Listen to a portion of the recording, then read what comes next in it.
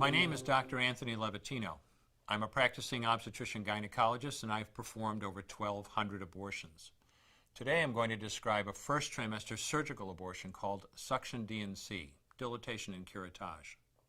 This is the most frequently performed abortion and is used typically from 5 to 13 weeks of pregnancy.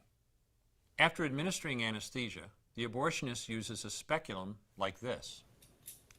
This is placed inside the vagina and opened using this screw on the side, allowing the abortionist to see the cervix, the entrance to the uterus.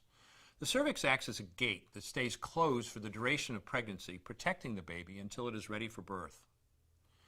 The abortionist uses a series of metal rods called dilators, like these, which increase in thickness, and inserts them into the cervix to dilate it, gaining access to the inside of the uterus where the baby resides.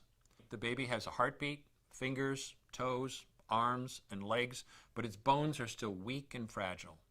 The abortionist takes a suction catheter like this one. This is a 14 French suction catheter. It's clear plastic, about 9 inches long, and it has a hole through the center. It is inserted through the cervix into the uterus. The suction machine is then turned on with a force 10 to 20 times more powerful than your household vacuum cleaner. The baby is rapidly torn apart by the force of the suction and squeezed through this tubing down into the suction machine, followed by the placenta. Though the uterus is mostly emptied at this point, one of the risks of a suction D&C is incomplete abortion, essentially pieces of the baby or placenta left behind. This can lead to infection or bleeding. In an attempt to prevent this, the abortionist uses a curette to scrape the lining of the uterus. A curette is basically a long-handled curved blade. Once the uterus is empty, the speculum is removed and the abortion is complete. The risks of suction D&C include perforation or laceration of the uterus or cervix, potentially damaging intestine, bladder, and nearby blood vessels, hemorrhage, infection, and in rare instances, even death. Future pregnancies are also at a greater risk for loss or premature delivery due to abortion-related trauma and injury to the cervix.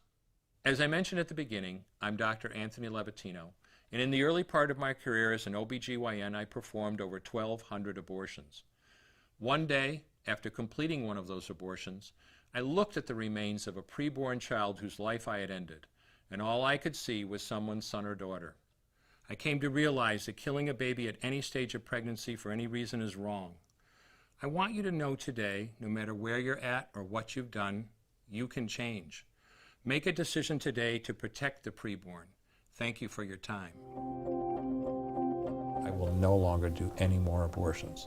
When you finally figure out that killing a baby that big for money is wrong, that it doesn't take you too long to figure out it doesn't matter if the baby is this big or this big or this big or maybe even this big, it's all the same. And I haven't done any since then and I never will.